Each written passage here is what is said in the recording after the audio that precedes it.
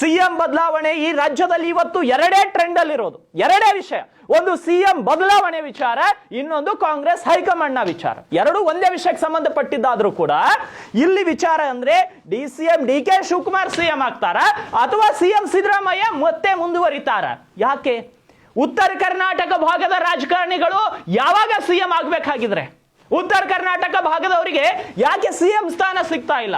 ಇಲ್ಲಿರುವಂತ ಈ ಭಾಗದ ಎಲ್ಲಾ ರಾಜಕಾರಣಿಗಳು, ಎಲ್ಲಾ ಪಕ್ಷದವರಿಗೆ ನಾನು ಒಂದನ್ನ ಕೇಳ್ತಾ ಇದ್ದೀನಿ, ಕಾಂಗ್ರೆಸ್ ಅಧಿಕಾರಕ್ಕೆ ಬಂದರೂ ಕೂಡ ಅವರೇ ಸಿಎಂ ಆಗ್ತಾರೆ, ಬಿಜೆಪಿ ಅಧಿಕಾರಕ್ಕೆ ಬಂದರೂ ಕೂಡ ಅವರೇ ಸಿಎಂ ಆಗ್ತಾರೆ. ಹಾಗಿದ್ರೆ ಈ ಭಾಗದ ರಾಜಕಾರಣಿಗಳು ಏನಕ್ಕೆ ರಾಜಕಾರಣವನ್ನ ಮಾಡಬೇಕು? ಈ ಭಾಗದ ರಾಜಕಾರಣಿಗಳು ಯಾವಾಗ ಸಿಎಂ ಸ್ಥಾನವನ್ನ ಅಲಂಕರಿಸಬೇಕು? ಯಾಕೆ ಸೂಕ್ತ ಅಭ್ಯರ್ಥಿ? ಈಗ ಕಾಂಗ್ರೆಸ್ನವ್ರಿಗೆ ಕೇಳ್ತಾ ಇದ್ದೀನಿ, ಯಾಕೆ ಉತ್ತರ ಕರ್ನಾಟಕದಲ್ಲಿ ಕಾಂಗ್ರೆಸ್ ಪಕ್ಷದಲ್ಲಿ ಒಳ್ಳೆ ರಾಜಕಾರಣಿಗಳಿಲ್ವಾ? ಚಾಣಕ್ಷತನದಿಂದ ಕೂಡಿದಂತ ರಾಜಕಾರಣಿಗಳಿಲ್ವಾ? ಉತ್ತರ ಕರ್ನಾಟಕದಲ್ಲಿ ಯಾಕೆ ಪ್ರಬುದ್ಧವಾದ ರಾಜಕಾರಣಿಗಳಿಲ್ವಾ? ವಾಕ್ಚಾತುರ್ಯವನ್ನ ಹೊಂದಿರುವಂತ ರಾಜಕಾರಣಿಗಳಿಲ್ವಾ? ಇದ್ರೂ ಕೂಡ ಯಾಕೆ ಈ ಭಾಗದ ರಾಜಕಾರಣಿಗಳನ್ನ ನೀವು ರಾಜ್ಯದ ಗದ್ದುಗೆ ಮೇಲೆ ಕೂರಿಸ್ತಾ ಇಲ್ಲ? ನಾನು ಕಾಂಗ್ರೆಸ್ಗೆ ನೇರವಾಗಿ ಪ್ರಶ್ನೆ ಮಾಡ್ತಾ ಇದ್ದೀನಿ.